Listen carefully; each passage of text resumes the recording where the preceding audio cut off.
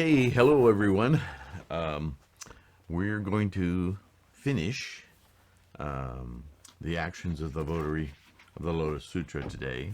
I want to address something I said in the last video, and I don't know how apparent it was that I was annoyed at translation errors that I failed to catch in previous copies.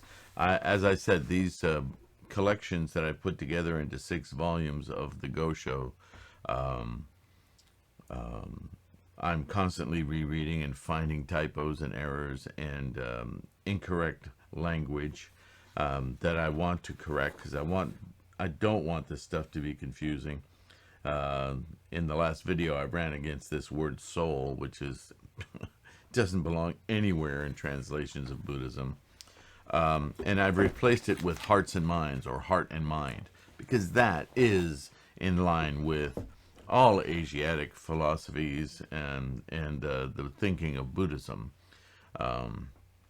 Soul, I'm still, bothers me endlessly. Anyway, so more on that when I finally finish. I think I finished going through these books. These are all going to be available online at lulu.com, at my bookstore on lulu.com, which you can get to via a link at threefoldlotus.com, my little resource site where there's tons of free information for you. And there's also a link to the bookstore. All right. So, as we've seen so far in this Gosho, Nichiren has redocumented the events of his really his practice. He's demonstrating in this Gosho not only the actions that he has taken, so that there's a clear understanding amongst all of his Sangha, all of his followers, all of his students. Okay, you're hearing a lot of rumors, you're hearing people from other sects accuse me of this or that. Here are the facts. So he starts out by enumerating everything that happened on the dates that they happened. Very official, very formal kind of a document, language. Excuse me, I just don't feel right doing this without my beads. All right, so sorry about that. And then he starts digging into it a little further. And as I began this Gosho, I said it was going to be kind of an exemplar. Not only is he setting the record straight on his history with being remonstrating with Heino Simon and his subsequent the attempt at beheading him and then sending him out, exiling him to Sado, and then what happened on Sado Island, and some events that we hadn't previously known about, and his courage in the face of these head samurai when they couldn't behead him and they were taking him to Sado. He took the opportunity to teach the samurai. This is the truth of what's going to happen. Mark my words, basically. And they listened to him. They let him speak. Now, this is a many days, even weeks of journey. And as he says in the last video, to cross the waters to get to Sado Island can take, if the winds are favorable, can take a couple of days, but it can take weeks. Depending on the winds. So this is no small effort to journey, either to visit or, in this case, to exile. So certainly there would be moments when the encampment would camp out for the night. The samurai would prepare bivouac, as we call it in the history of the West. And so there'd be moments when everybody would be sitting around after eating or whatever, where he would have opportunities to speak. But, you know, that's unusual too. Usually your prisoner is kept quiet. But in this case, the samurai were kind of curious, because at this point there was a lot of turmoil in Japan, and a lot of what Nichiren was saying was kind of playing out. And so these staunch Nembutsu, Amida Buddha believers chanting all day long the name of Amida, which Nichiren railed against, as that's just ridiculous. That's not Buddhism. That's not correct Buddhism. Amida is a story. Why? That's not going to do you any good. So, over the years, this worked its way into the minds of samurai and others. And so they were keen to hear Nichiren speak to that, right? So he took the opportunity at every turn. And so he's relaying this story not only as a correction of rumors and so forth that were going on, and as a historical document, or these are the facts, this is what happened, I was there, let me tell you. But it's also a guidance. It's a guidance on how we should treat our practice, how important it is, how critical it is. In fact, defining resolve. I say that word, having resolve in your practice in MyoHoRenGeKyo. Having resolve isn't simply,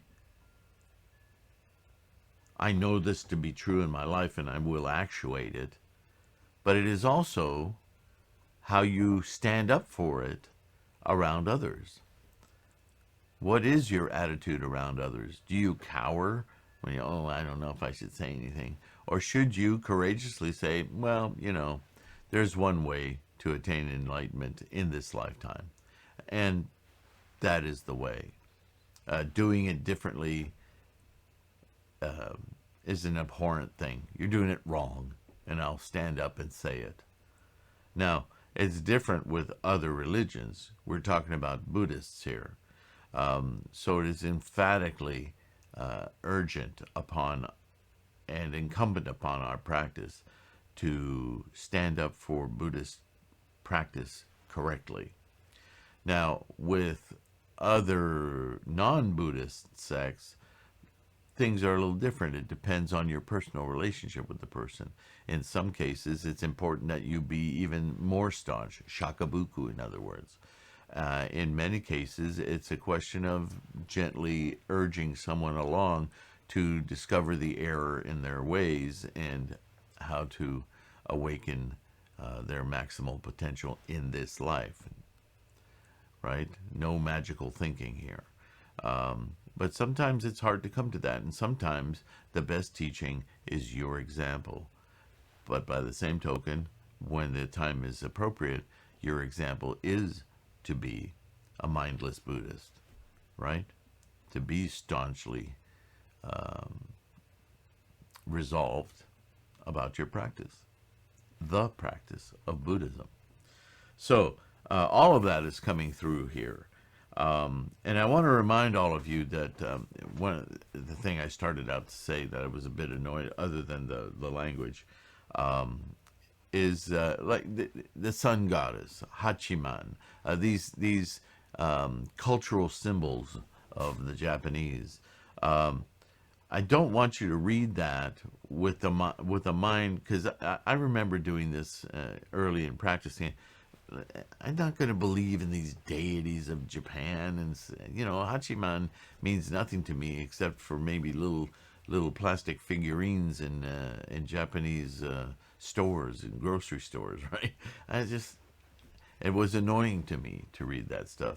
And then it occurred to me, this is just Nichiren speaking in the vernacular of his day and his people. And to cite those deities is the same as for a Canadian to talk about the maple leaf, or for a United States citizen to talk about the flag in the 50 states. Think of it in that way. These are cultural symbols that these people grew up with, How many of you have a coffee mug with the American flag on it, or maybe the flag of your state or your city? That's what these are conversational tones that Nichiren is having with the people of his day, so that they can understand the gravity of what he's speaking about, and make it relatable to them. So that's what these things are. They're not an exhortation for you to suddenly adopt the sun goddess as a way of practicing Buddhism. Please don't see it that way. These are documents of the day. And so perhaps looking at it as replacing those things as the flag or the bald eagle or those kinds of things, you can then start to understand, okay, I understand how Nichiren is using these symbols in order to illustrate some emotive samsaric meaning for these very authoritarian serfs of the day, and the samurai, who are also serfs, but of a higher order, right? Because they serve the ruler or the regent, right? All right, with all of that said, let's get into the remaining couple of pages here. I think we can finish this Gosho in this. I'm going to try to anyway. So he continues. Many people wonder why anyone should pay heed to a person like myself who speaks ill of Kobo, Jikaku, and others of their group. So here we go. I do not know about other regions, but I know that the people everywhere in the province of Awa have good reason to believe what I say. They have seen the proof right before their eyes. Endonbo of Inomori, Saigyobo and Dojibo of Kiyosumi, and Jichibo of Katuimi. Whew, that's a hard one. I don't know why. Were all eminent monks. But one should inquire what kind of deaths they met with. However, I will say no more of them. Ichibo spent 3 years in the great hall of Sechiji, copying the text of the Lotus Sutra in a laborious fashion, bowing 3 times as he copied each character. He had memorized all 10 volumes and every day and night recited the entire sutra twice for a period of 50 years. So those of you who complain about chanting Daimoku more than 15 minutes. Okay. Everyone said that he would surely become a Buddha. But I alone said that he, along with Dojibo, was even more certain to fall into the depths of the hell of incessant suffering than were the Nembutsu monks. Why did he say that? You would do well to inquire carefully just how these men met their death. If it had not been for me, people would have believed that these monks had attained Buddhahood.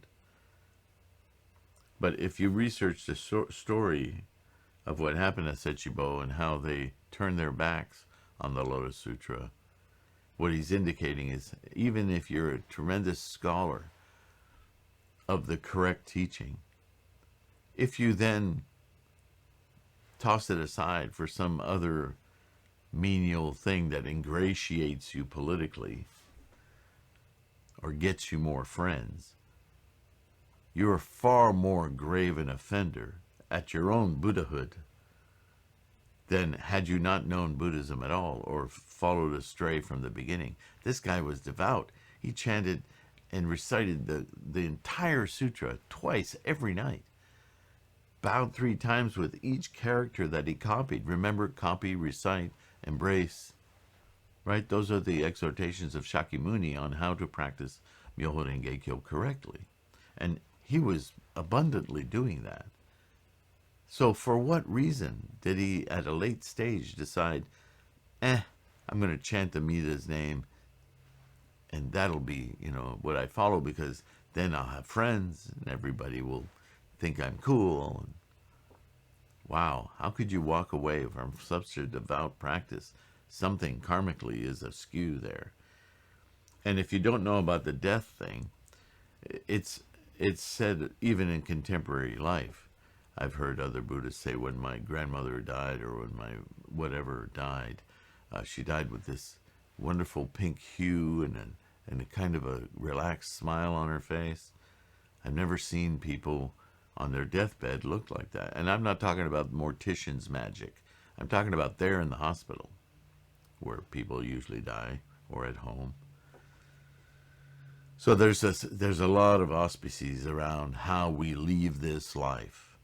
Because again, there's no magical thinking about a life after death. There is nothing of that, none of that. Life is here and now to be experienced, just like your Buddhahood.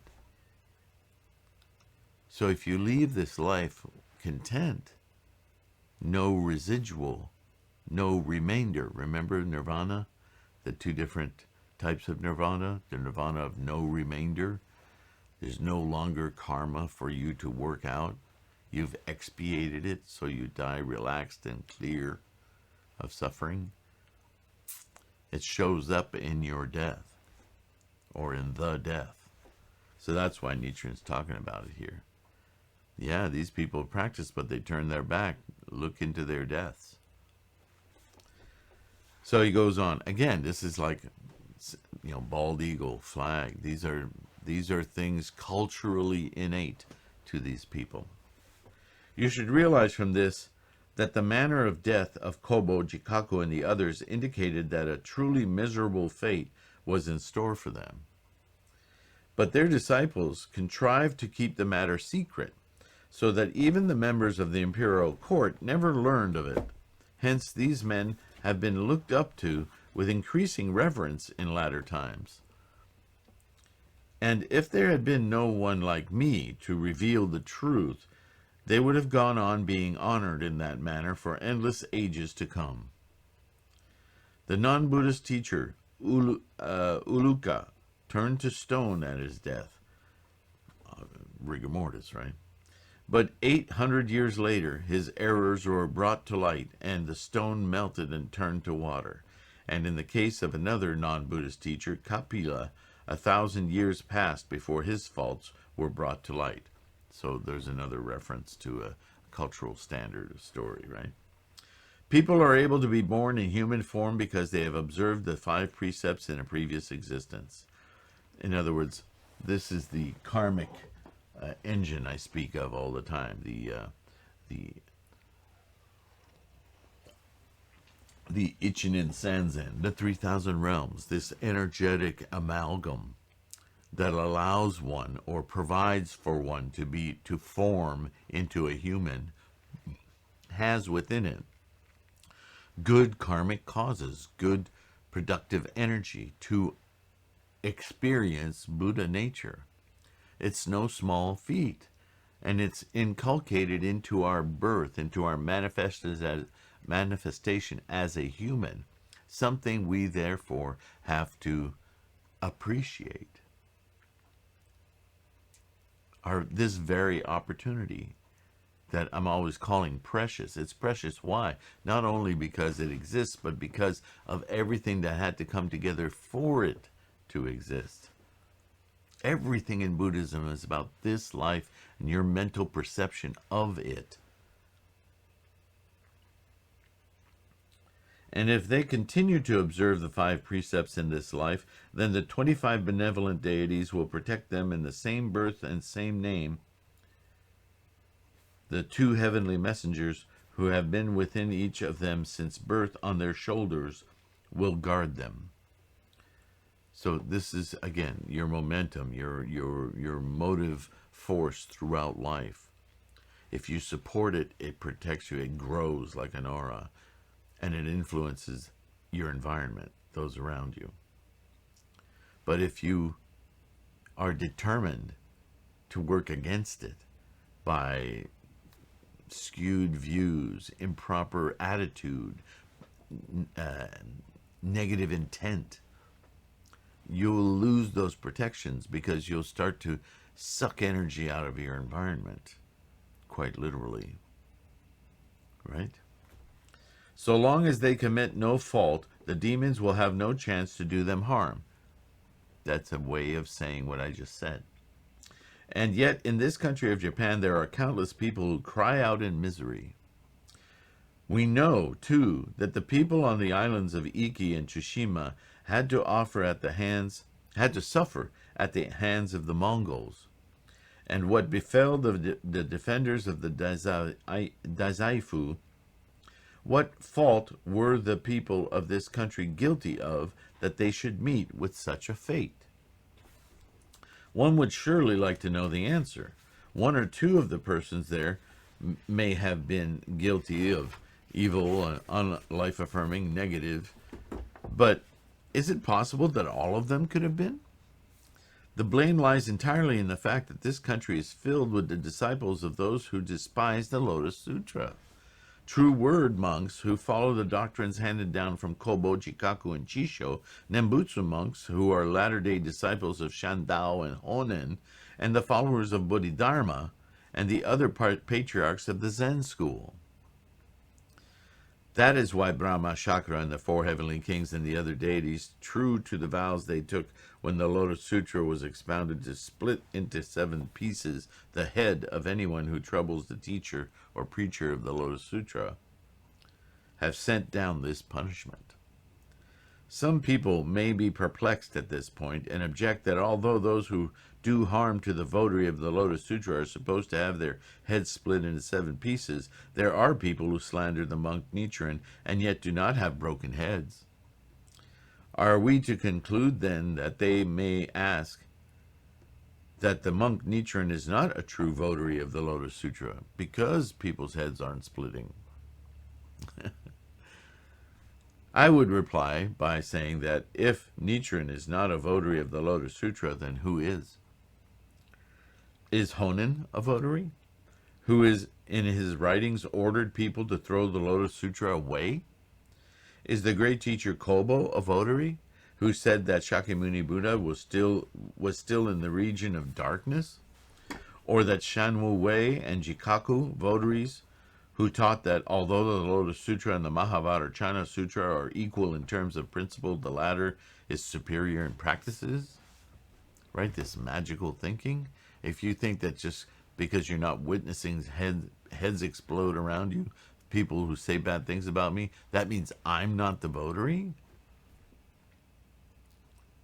Then those people that are upheld in this country by the Nembutsu and True Word Zen, are we to then think that they uphold the Lotus Sutra, that they're the votary? Not by their words, they're not.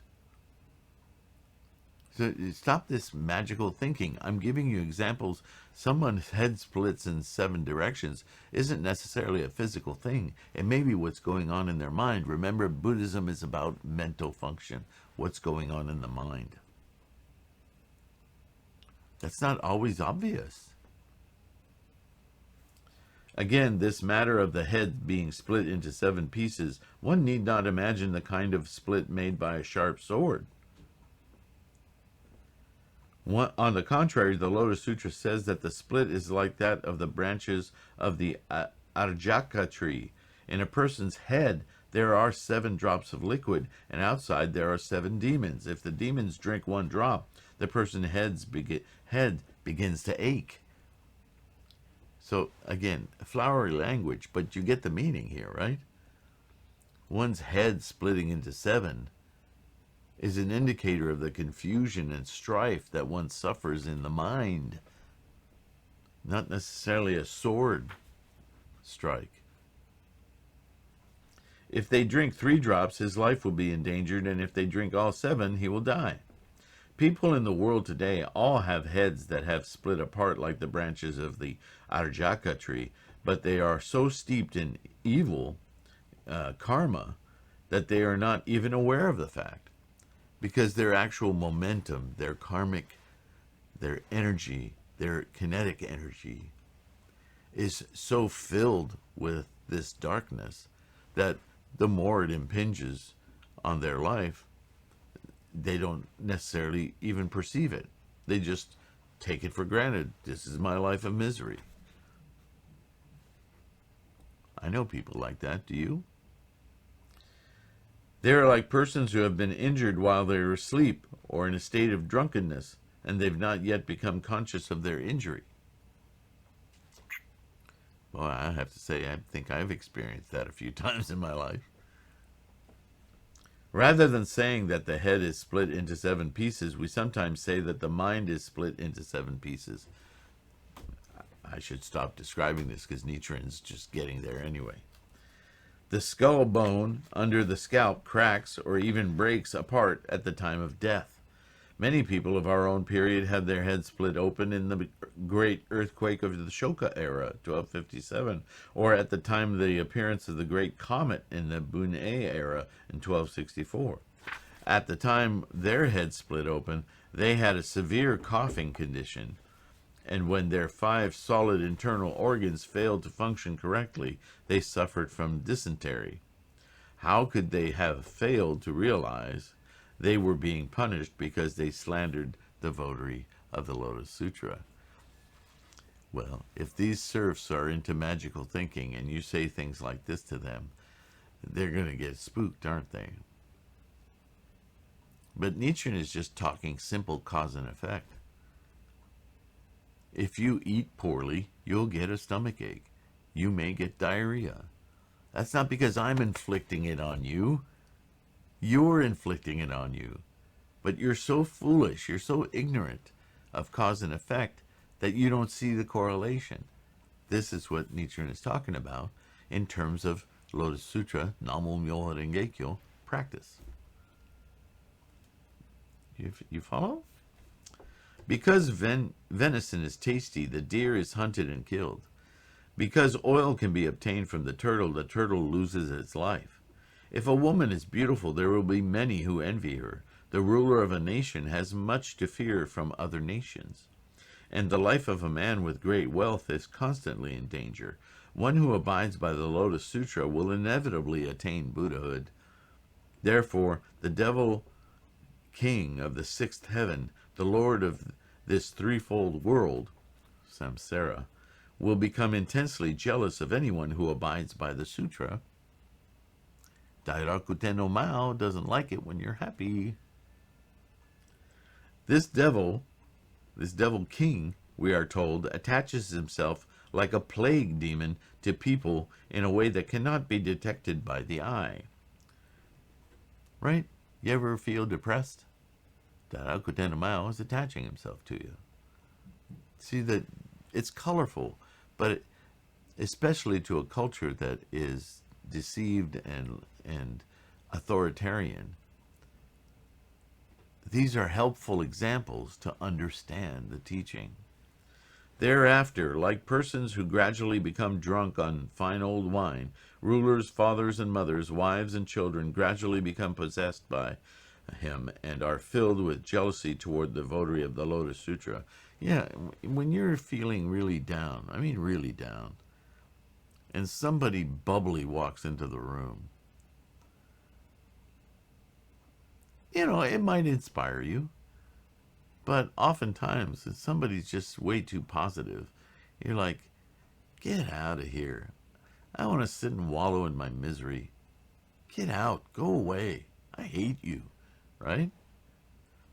Same thing with practicing MyoHoRenGeKyo. So, don't be surprised when you walk in with your nice life condition of positive karma, positive energy, and you see other people look at you like they don't want you around. They revile you. Well, those people don't need to be around you. They do. They don't know it. They need to learn from you, and they may actually come to you. Some people will come out of the woodwork to ask you about Buddhism. You should take that very seriously. Others may come to you and say, what is this? What do you think? You think you're better than me? That kind of attitude. And you have to be careful about that, because both of those examples are opportunities for you to be your best Buddhist. Doesn't mean you have to teach him everything. Doesn't mean you have to have all the right words to say.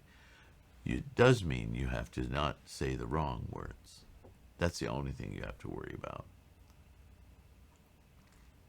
And sometimes that means no words at all. Just smile. You too can enlighten your Buddha nature.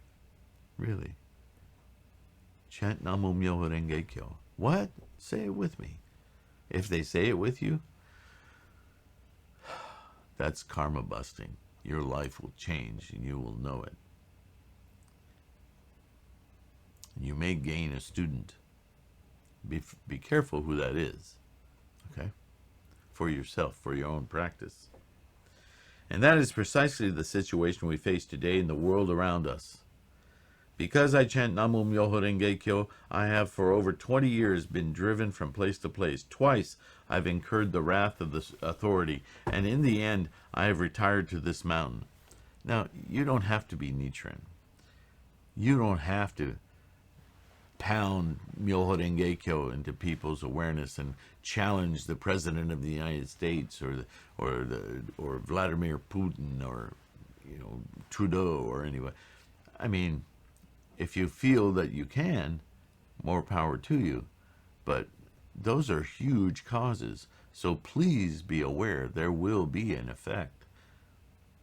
Not everything is sun and roses, right? We have powerful medicine, and sometimes the medicine causes the poison to express itself quite violently. So be smart. Use Buddha wisdom, right? Here I am surrounded by 4 mountains. Shichimen to the west, Tenshi to the east, Minobu to the north, and Takatori to the south. Each is high enough to touch the sky and so steep that even flying birds have trouble crossing them. In their midst are 4 rivers called Fuji, Haya, Oshira, and Minobu. In the middle, in the ravine, some 100 yards or so across, I've built my hut. I cannot see the sun in the daytime or the moon at night. In winter, there is deep snow, and in summer the grass grows thick. Because so few people come to see me, the trail is very hard to travel. This year, especially, the snow is so deep that I have no visitors at all. Knowing that my life may end at any time, I put all my trust in the Lotus Sutra. In these circumstances, your letter was particularly welcome. It seemed almost like a message from Shakyamuni Buddha or from my departed parents, and I cannot tell you how grateful I was. Namo MyoHoRenGeKyo, Namo MyoHoRenGeKyo.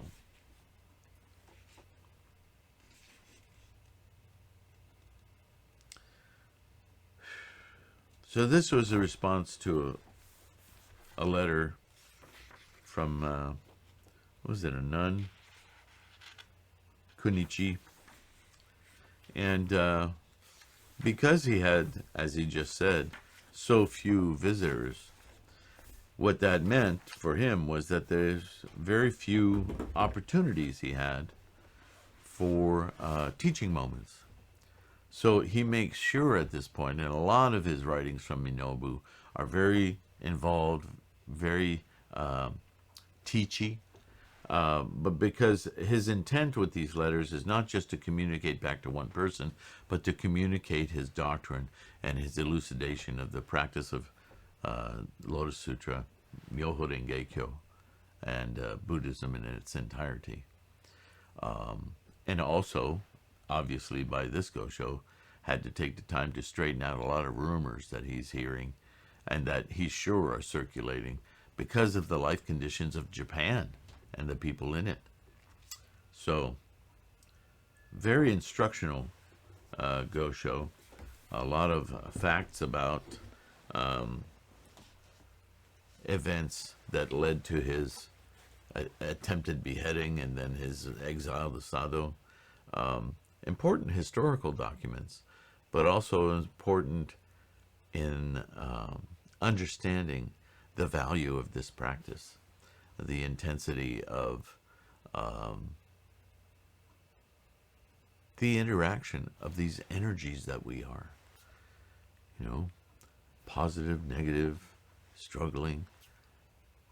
Think of a magnet with its 2 poles fighting, either with powerful attraction they have difficulty breaking, or powerful resistance that threatens them never coming together. And yet, my picture of a magnet is always a U shape. Remember that old magnets, red and white magnets? There's positive on one side, negative on the other, and yet they're connected in the middle. Isn't that strange? I always found that profoundly odd. I don't know, it seems to fit with this Gosho. All right, with that, we've finished this Go Show. Yay! And the next one, in case you're interested, will be on the 4 stages of resolve and the 5 stages of practice. 4 stages of a resolute mind and the 5 stages of practice. That should be an interesting one, a much more personal one, not one so much about Nichiren, but more about how we practice correctly and what that means. In the meantime, take good care of your health. Thank you so much for being here. Your support means everything to me. Namu MyoHoRenGeKyo. I'll see you in the next one. Bye.